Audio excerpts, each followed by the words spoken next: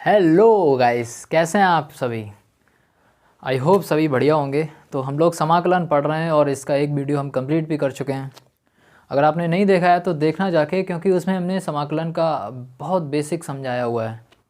उसमें हमने समाकलन की परिभाषा भी बताई है। परिभाषा में हमने बताया है कि समाकलन क्या होता है। समाकलन अवकलन का उल्टा प्रोसेस होता है।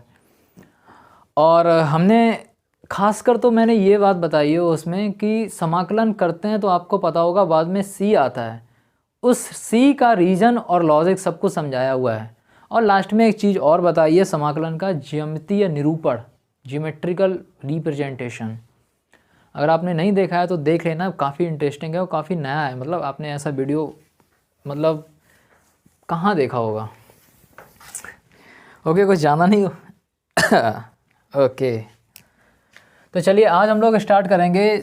इस वीडियो में हम लोग डिस्कस करेंगे समाकलन के फार्मूले के बारे में। फार्मूले वैसे आप फार्मूले किताब से पढ़ लेते हो, किताब से लिख भी लेते हो, लेकिन आज हम लोग एक्सप्लेनेशन देखेंगे और फार्मूले को समझेंगे। ठीक है, रटेंगे नहीं, समझेंगे। तो इसमें क्या होगा कि फार्मूले समझने के लिए आपको अवकलन आना चाहिए। मैंने पहले ही बोला है कि समाकलन पढ़ने के लिए ज़्यादा नहीं, आपको अवकलन और त्रिकोणमिति आए तो आप लोग पूरा का पूरा समाकलन बहुत अच्छे से समझ सकते हो। तो मैं इतना मानता हूँ, इतना मतलब ये आपसे उम्मीद रखता हूँ कि आप लोगों को अवकलन आता होगा, है ना। चलिए तो फार्मूले डिस्कस करते हैं। तो पहली बात मुझको ये बताओ। ओके, तो सबसे पहले हम अवकलन से ही स्टार्टिंग कर देते हैं। चलो फार्मूले की डिस्कशन अवकलन से ही स्टार्ट करते हैं। तो अगर मैं आपसे पूछता हूँ कि अगर हम x की पावर n+1 अपॉन n+1 का अवकलन करें तो कितना आएगा। तो आपको पता है इसका अवकलन आसान है। n+1 एक नियतांक है, तो n+1 बाहर आ जाएगा। x की पावर n+1 का अवकलन कितना हो जाएगा। देखो x की पावर n+1 का अवकलन हो जाएगा, घात आगे जाती है और एक घात कम हो जाती है। मीन्स n+1 आगे आ जाएगा और एक घात कम हो जाएगी, x की पावर n+1 -1 हो जाएगा। तो इसको अगर हम सिंप्लीफाई करेंगे तो इससे ये कैंसिल आउट, 1 से -1, तो ये हो जाएगा मेरा x की पावर n, या मैं यहाँ पे लिख दे रहा हूँ x की पावर n। यानी देखो भाई, अगर मैं x की पावर n+1 अपॉन n+1 का अवकलन कर रहा हूँ तो मुझको मिल रहा है x की पावर n। तो डेफिनेशन क्या थी समाकलन की। समाकलन क्या होता था, अवकलन का उल्टा प्रोसेस होता था।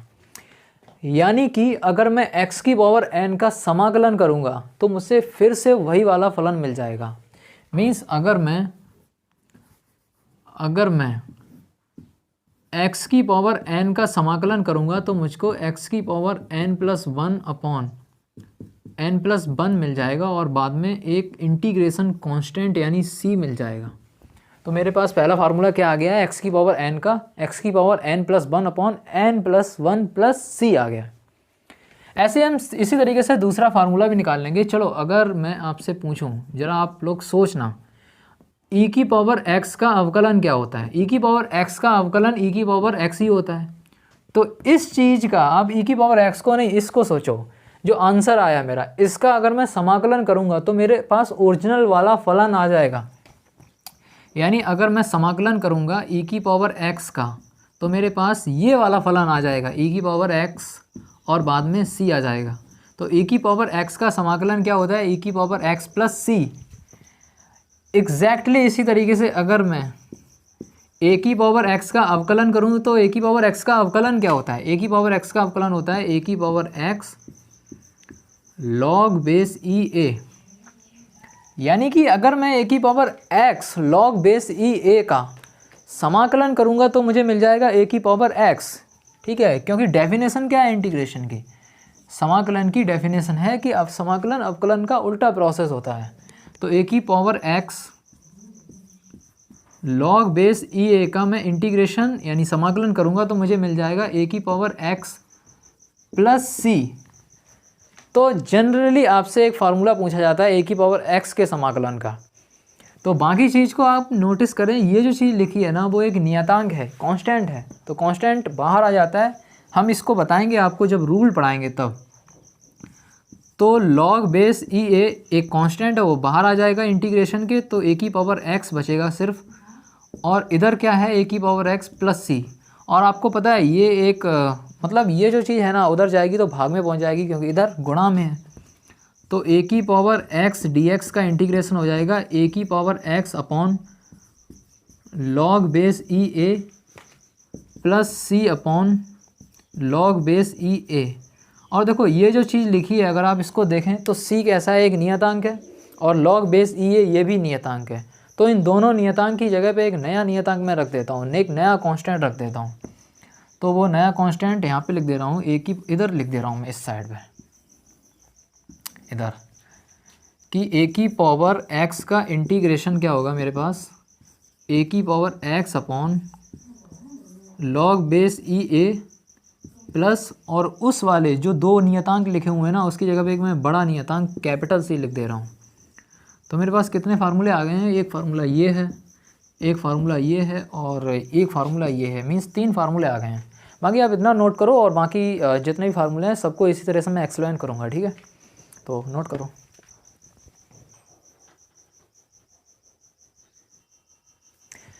चलिए अब और फार्मूले हम डिस्कस कर रहे हैं। जितने भी त्रिकोणमिति फलन है ना उनके समाकलन डिस्कस कर रहे हैं। तो त्रिकोणमिति फलन के समाकलन क्या होते हैं आपने पढ़े होंगे, अब आपको समझ भी लेते हैं। देखो यार देख भाई यार एक बात याद रखना, फार्मूले लिख लिए होंगे तुमने, याद भी कर लिए होंगे और भूल भी गए होंगे, लेकिन इस तरह से अगर पढ़ोगे ना तो कभी भूलोगे नहीं। हाँ मैं ये नहीं कह रहा हूँ भूलोगे नहीं, भूल जाओगे, बट आप लोग उस टाइम निकाल पाओगे, क्योंकि यार समझना बहुत ज़रूरी होता है। गणित में हम क्या करते हैं यार, रटते रहते हैं चीज़ें, फार्मूले रट लेते हैं और सोच लेते हैं सवाल लग जाएगा, और फिर जब सवाल लगाने की बारी आती है तो आप सवाल भी रट लेते हो। लेकिन देखो भाई यार गणित सीखनी है ना तो फार्मूले तो समझने पड़ेंगे, रटने नहीं समझने पड़ेंगे। इसलिए मैं करा रहा हूँ, वरना मैं भी आपको बिल्कुल किताब जैसा लिखा सकता था, लेकिन यार फिर फ़ायदा ही क्या रहता लिखा देता तो, ठीक है। तो अब हम त्रिकोणमिति फलन के समाकलन पढ़ेंगे। तो पहला है, मुझे बताओ, जैसा मैं अभी पढ़ते आ रहे हैं ना बिल्कुल वैसे ही पढ़ेंगे।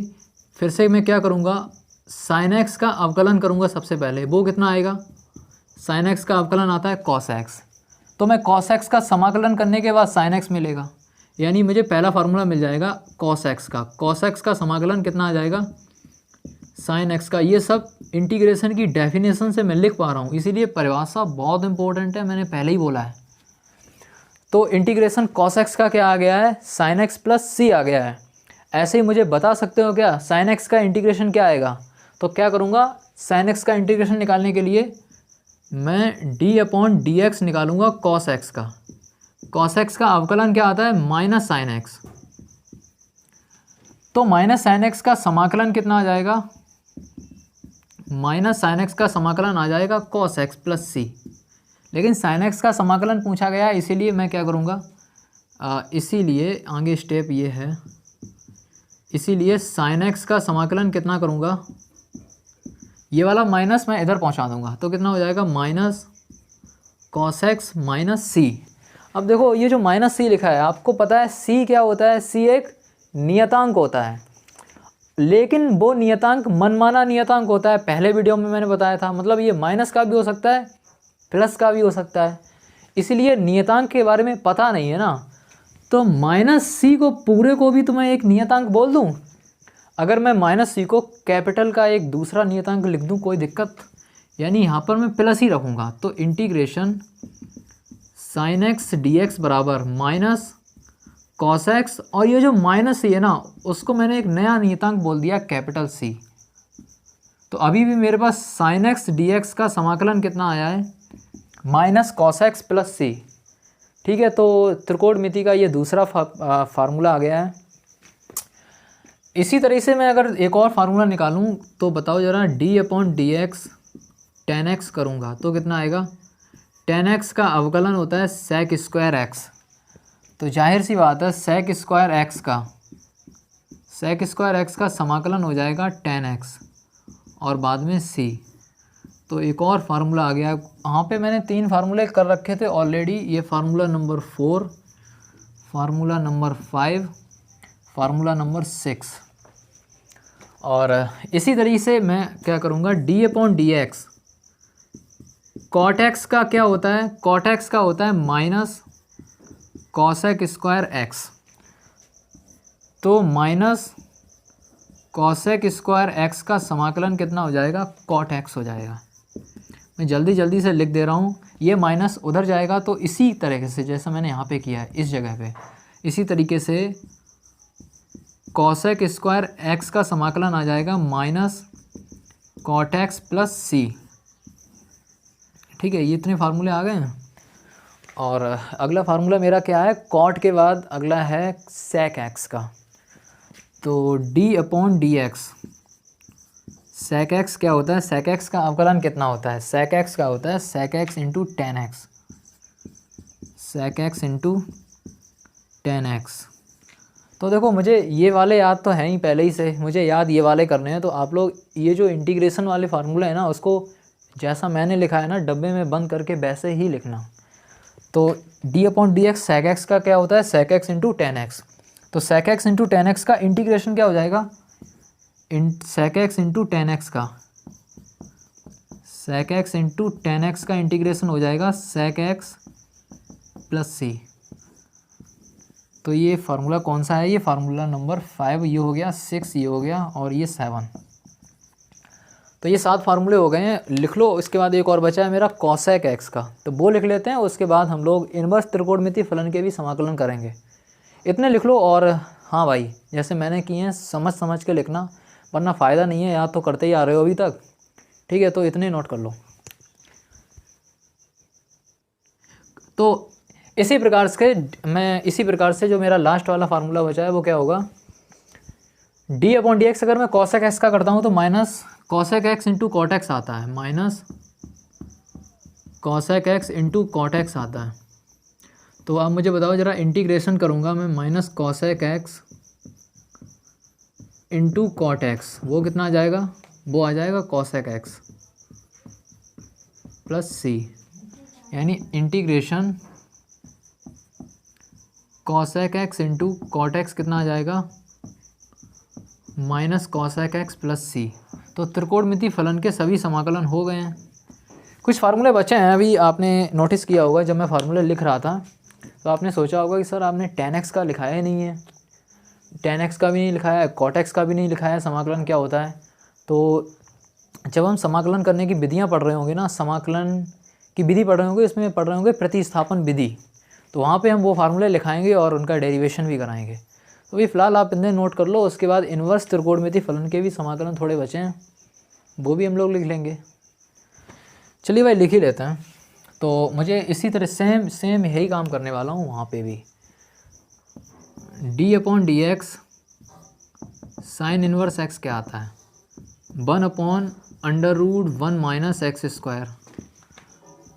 तो 1 upon under root 1 minus x square का समाकलन कितना आ जाएगा, sine inverse x plus C. देखो जितने भी फार्मूले हैं मुझे एक भी याद नहीं थे, मैंने सब कहाँ से निकाले हैं, अवकलन के फार्मूले से। अवकलन के फार्मूले याद थे, तो कभी भी अगर वैसे तो याद तो करने ही पड़ेंगे समाकलन के, लेकिन बाई चांस अगर आप भूल जाओ तो इस तरह से निकाल सकते हो।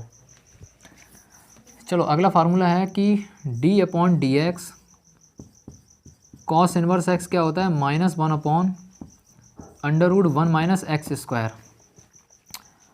तो integration -1 upon under root 1 minus x square कितना होगा, cos inverse x plus c होगा। तो एक फार्मूला मेरा ये आ गया। सिमिलरली इसी तरीके से क्या होगा, D upon D x tan inverse x क्या होता है, वो होता है 1 अपॉन 1 प्लस एक्स स्क्वायर। तो integration 1 upon 1 plus X square क्या होगा, वो टेन इन्वर्स एक्स हो जाएगा। उल्टा ही तो होगा ना, समाकलन अवकलन का उल्टा ही तो प्रोसेस होता है, 50 बार बता चुका हूँ मैं। इतने आप नोट कर लो। और टेन के बाद कितना बचा है, कॉट इन्वर्स एक्स का बचा है, सीक इन्वर्स एक्स का बचा है, कॉसेक इन्वर्स एक्स का बचा है। ये 3 बचे हैं, वो भी करा देता हूँ, इतने नोट करो पहले। चलिए मेरे टेन इन्वर्स एक्स का हो गया था। अब अगला है देखो D upon D X cot inverse x क्या होता है, बताओ ज़रा। कॉट इन्वर्स एक्स क्या होता है, -1 अपॉन 1 प्लस एक्स स्क्वायर। तो -1 अपॉन 1 प्लस एक्स स्क्वायर का इंटीग्रेशन क्या हो जाएगा, cot inverse x plus C. इसी तरीके से D upon D x sec inverse X क्या होगा 1 upon X under root 1 minus x square. तो 1 upon X under root 1 minus x square क्या हो जाएगा sec inverse X plus C. देखो ये फार्मूले कैसे किए हैं मैं उतनी देर से समझा रहा हूँ, आपको समझ में तो आ ही होंगे पक्का। अगला है D upon D X cosec inverse X का क्या होता है -1 upon X under root 1 minus x square. तो -1 upon X under root 1 minus x square का समाकलन कितना होगा, वो हो जाएगा cosec inverse X plus C. तो देखो इनवर्स त्रिकोणमितीय फलन के समाकलन के जितने फार्मूले थे वो मैंने लिख लिए हैं। अब क्या है, अब हम लोग कुछ रूल्स पढ़ेंगे समाकलन के। रूल्स काफ़ी इंपॉर्टेंट है रूल्स, तो रूल्स आप ज़रूर पढ़ना। ये फार्मूले तो आपने पहले पढ़े भी होंगे, रूल्स भी पढ़े होंगे, ऐसी बात नहीं है, बट रूल्स को आप अच्छे तरीके से समझोगे।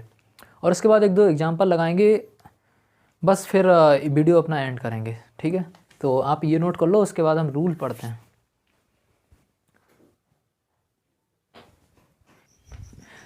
देखिए चलिए भाई रूल नंबर 1 पढ़ते हैं। समाकलन के कुछ रूल होते हैं, जिनमें रूल नंबर 1 ये है कि अगर कभी भी हम इस टाइप के फलन का समाकलन कर रहे हैं a इंटू एफ एक्स, इसका मतलब क्या है, यहाँ पे a जो है वो एक नियतांक है और एफ एक्स मेरा कोई फलन है। तो अगर कभी भी ऐसा होगा तो उसका समाकलन करने के लिए नियतांक को मैं बाहर निकाल लूँगा, क्योंकि नियतांक का समाकलन नहीं होता है, उसको बाहर निकाल लेंगे। फिर हम एफ एक्स का समाकलन जिस तरीके से करते हैं उसी तरीके से करेंगे। यानी इसको कैसे हल करेंगे, इसको हल करेंगे, a को बाहर निकाल लेंगे और एफ एक्स का समाकलन कर देंगे। जैसे एग्जांपल देखो, ये रूल नंबर 1 है, आप लोग नोट कर लेना बहुत अच्छे से ध्यान से, ठीक है। तो इसका एक एग्जांपल देख लेते हैं। एग्जांपल ये है कि अगर कभी भी इंटीग्रेशन 3x² dx आ गया, तो इसमें क्या होगा, ये जो 3 है ना वो एक नियतांक है, कांस्टेंट है, तो इसको बाहर निकाल लेंगे। तो इसका क्या होगा, 3 बाहर आ जाएगा, x² का समाकलन हो जाएगा। तो 3 तो बाहर है ही, x² का समाकलन हम इस फार्मूले से कर सकते हैं, इंटीग्रेशन x⁻n dx से। ये क्या होता है, x⁻n+1 upon n+1 plus c। तो इस फार्मूले का यूज कर सकते हैं यहाँ पे जरा बताना n की वैल्यू कितनी है, n की वैल्यू है 2, तो 3 तो बाहर है ही, इंटू इस चीज़ का अवकलन हो जाएगा x⁻n+1 मीन्स 2+1 अपॉन नीचे क्या है n+1 मीन्स 2+1 और प्लस c जरूर लिखना। अगर c नहीं लिखा ना एग्जाम में 1 नंबर गया, ये समझो वो काट देगा अगर c नहीं लिखा आपने। अनिश्चित समाकलन में c नहीं लिखा, मजाक चल रहा है क्या, मतलब यार देखो c तो लिखना ही पड़ेगा, अनिश्चित समाकलन कर रहे हो। अगर टीचर एग्जामिनर बेकार हुआ तो वो c ना लिखने पर नंबर काट देगा, क्योंकि उसे काटना ही है नंबर। तो चलो ये है मेरा 3 और ये x की पावर कितना हो जाएगा, इसको सरल कर लो, x⁻2+1 मतलब 3/3। आप इसे 3 से 3 कैंसिल आउट भी कर सकते हो, इधर प्लस c और x³ प्लस c मेरा आंसर आ जाएगा। चाहो तो आप इस c को सबसे लास्ट में भी लिख सकते हो, ज़रूरी नहीं है आप बार बार लिखो c, ऐसा नहीं है, लास्ट में लिख सकते हो, ठीक। तो आप आई होप आप ये एग्जांपल समझ गए होंगे। और तो इसका ये जो रूल है ना, इस रूल का एग्जांपल ये है, ठीक। तो एक और रूल लिखते हैं, पहले आप ये जो एग्जांपल लिखा है और ये जो रूल लिखा है इसे आप लोग एक डब्बे के अंदर बंद करके लिख लेना। चलिए रूल नंबर 2 पढ़ते हैं, पहले आप इतना नोट कर लो फिर रूल नंबर 2 पढ़ते हैं। चलिए रूल नंबर 2 और देख लेते हैं। रूल नंबर 2 क्या कहता है कि अगर कभी आपके पास ऐसी स्थिति आए, कैसी, कि अगर कभी भी इंटीग्रेशन और अवकलन किसी फलन का एक साथ किया जा रहा हो, जैसे यहाँ पर देखो आप, यहाँ पर क्या हो रहा है, फंक्शन एफ एक्स का पहले हो रहा है अवकलन, उसके बाद हो रहा है समाकलन। तो कभी भी ऐसा हो रहा हो तो इसका आंसर हमेशा वो वाला ओरिजिनल फलन आ जाएगा, ठीक है। ओरिजिनल फलन क्या हो जाएगा, क्योंकि कभी भी इंटीग्रेशन और डिफरेंशिएशन मतलब अवकलन और समाकलन एक साथ होंगे तो वो एक दूसरे के इफेक्ट को ख़त्म कर देंगे, ठीक है। समझ ऐसे भी सकते हैं कि पहले मान लो इसका अवकलन होगा, कुछ आएगा, ठीक, उसके बाद समाकलन होगा और अवकलन और समाकलन एक दूसरे का उल्टा प्रोसेस होगा। मतलब समाकलन अवकलन से जो आएगा उसका मैं समाकलन कर दूंगा तो फिर से वही आ जाएगा ओरिजिनल वाली चीज़, मतलब फिर से fx आ जाएगा। तो कभी भी अवकलन और समाकलन एक साथ आएंगे तो वो एक दूसरे के इफेक्ट को ख़त्म कर देंगे और मेरा जो ओरिजिनल फलन होगा वही आ जाएगा आंसर में। तो कभी भी ऐसी स्थिति होती है तो हम अपना आंसर वही पुराना वाला फलन रख देते हैं। लेकिन अगर कभी ऐसा भी हुआ कि अगर कभी पहले इंटीग्रेशन हुआ किसी फलन का, जैसे इस केस में हो रहा है, पहले fx का समाकलन किया जा रहा है उसके बाद अवकलन हो रहा है, तो इस केस में भी हमारा आंसर fx ही आएगा, क्योंकि इसमें समाकलन के बाद जो आएगा उसका मैं अवकलन कर दूंगा तो एक दूसरे के इफेक्ट को ये ख़त्म कर देंगे और आंसर fx आ जाएगा।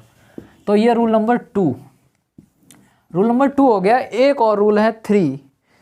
रूल नंबर 3 से बहुत सारे क्वेश्चन बनते हैं, तो रूल नंबर 3 देखते हैं। आप ये लोग नोट कर लो, तो इसको आप पॉज करके नोट कर लेना। रूल नंबर 3 मैं लिख रहा हूँ।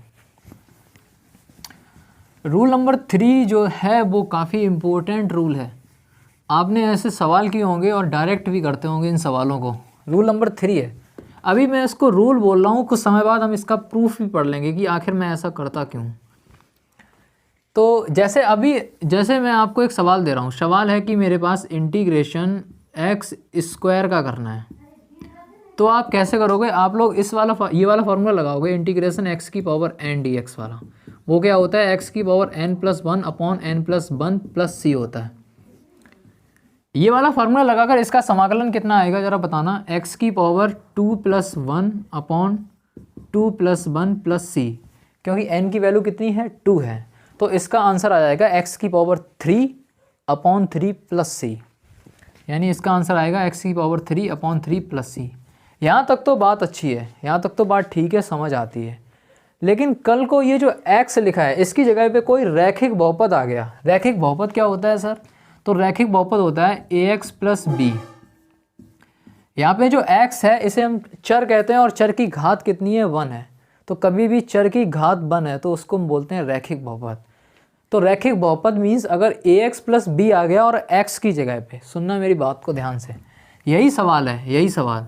लेकिन इसमें x की जगह पे अगर कभी कभी ऐसा हुआ, मतलब अगर हमें मान लो करना पड़ गया x की जगह पे ax प्लस b हुआ, बाकी वैसा ही है और इसका स्क्वायर है, ये इसका समाकलन कैसे निकालेंगे? इसका समाकलन भी हम इसी तरीके से निकालेंगे। देखो ध्यान से सुनना, मैंने बोला है रैखिक बहुपद। अगर x की जगह पे कोई रैखिक बहुपद आया तभी ये काम करेंगे, अदरवाइज नहीं करेंगे। तो ax प्लस b आया तो क्या करेंगे? जैसा x² का किया था उसको हम वैसा ही मानेंगे। देखो सुनो ज़रा ध्यान से, अगर कभी भी x की जगह पे रैखिक बहुपद आया तो हम उसका समाकलन x² की तरह ही करेंगे, लेकिन अलग क्या करेंगे? उसमें अलग करेंगे, जो x का गुणांक है उसे डिवाइड कर देंगे, उससे भाग दे देंगे। तो इसका क्या होगा? ये समझेंगे वो x² ही है, मेरा x ही है। तो इसका क्या होगा? इंटीग्रेशन ax प्लस b की पावर 2+1 अपॉन 2+1। लेकिन अलग चीज़ क्या होगी? x का गुणांक जो भी है उससे भाग कर देंगे, तो 1 अपॉन b और प्लस c तो है ही मेरा आंसर। तो मेरा आंसर क्या आएगा? ax प्लस b की power 3 upon 3 into 1 upon b plus c। अभी आप लोगों के माइंड में ये आ रहा होगा सर भाग ही क्यों करते हैं, गुणा क्यों नहीं करते हैं? तो देखो भाग इसलिए करते हैं, भाग का जो डेरिवेशन है, भाग क्यों करते हैं, इसका आंसर आपको मिल जाएगा 3 वीडियो बाद मिल जाएगा, मतलब 2-3 दिन में आपको मिल जाएगा इसका आंसर। जब हम इंटीग्रेशन करने की विधियां सीख रहे होंगे ना, प्रतिस्थापन विधि सीख रहे होंगे, वहाँ पे हम इसका आंसर देंगे। फिलहाल अभी आप इतना नोट कर लो। अभी हम 1-2 एग्जाम्पल और लेंगे, पहले आप इतना नोट कर लेना। तो चलो हम इसको हटाते हैं, आप पॉज करके नोट कर लेना।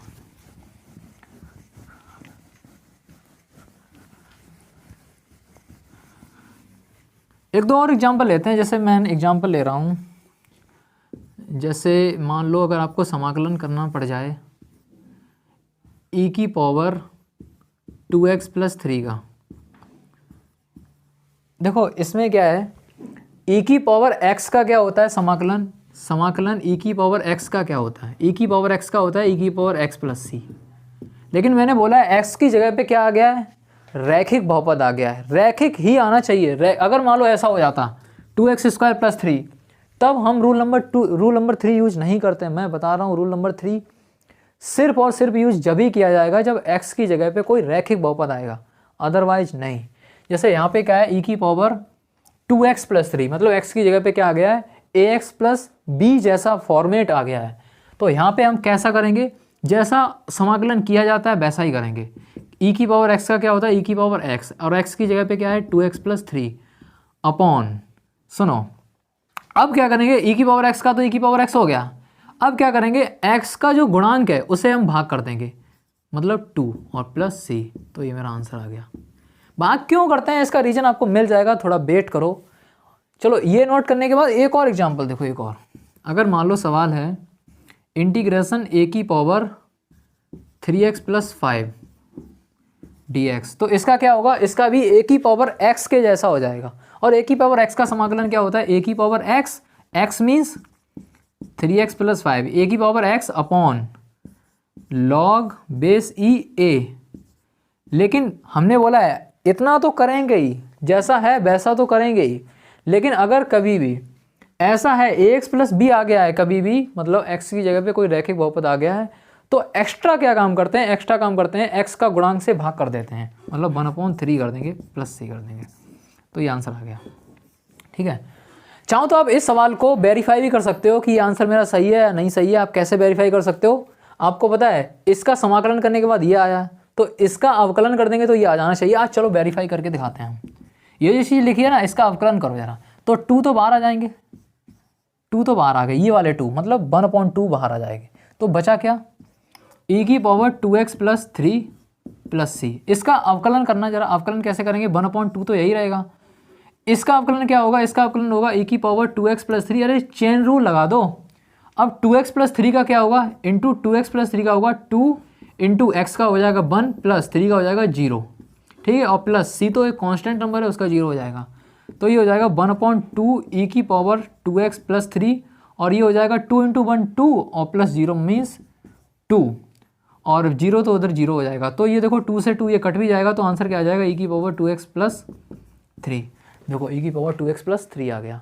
तो आप इस तरह से इसको वेरीफाई भी कर सकते हो हमारे आंसर सही है या नहीं है। ठीक, ओके, तो मैंने एग्जांपल भी ले लिए हैं इतने, और इतने एग्जांपल लेने के बाद अब हम लोग एक्सरसाइज 7.1 लगाएंगे, उसका एक नया वीडियो आएगा, आप लोग वो वाला वीडियो ज़रूर देखना, क्योंकि इंटीग्रेशन में क्या होता है, क्वेश्चन ही ज़्यादा इंपॉर्टेंट होते हैं। जितनी ज़्यादा प्रैक्टिस कर लोगे उतनी ज़्यादा आपका इंटीग्रेशन अच्छा हो जाएगा। टफ नहीं है, आप लोग कर लेना प्रैक्टिस। देखो जो NCERT एक्सरसाइज है मैं वो लगाने के बाद एक अलग से वीडियो बनाऊंगा जो इम्पोर्टेंट क्वेश्चन का होगा, बहुत ही एकदम एक तरीके से बहुत भयंकर वाली चालाकी करनी पड़ेगी, ऐसे क्वेश्चन होंगे वो, बहुत ज़्यादा मतलब गॉड लेवल के क्वेश्चन होंगे, अच्छे लेवल के होंगे। आप लोग अगर इंटरेस्टेड हो तो वो लगा लेना, लेकिन मैं डाल दूंगा वो वीडियो। ठीक है, तो आप लोग आज इतना ही रखते हैं हम लोग। अब हमने एक्सरसाइज 7.1 लगाने के लिए इतना कंटेंट पढ़ लिया ऑलरेडी। कल हम लोग एक्सरसाइज 7.1 लगाएंगे, मतलब नेक्स्ट वीडियो में आपको मिल जाएगी। ठीक है, चलो इतना।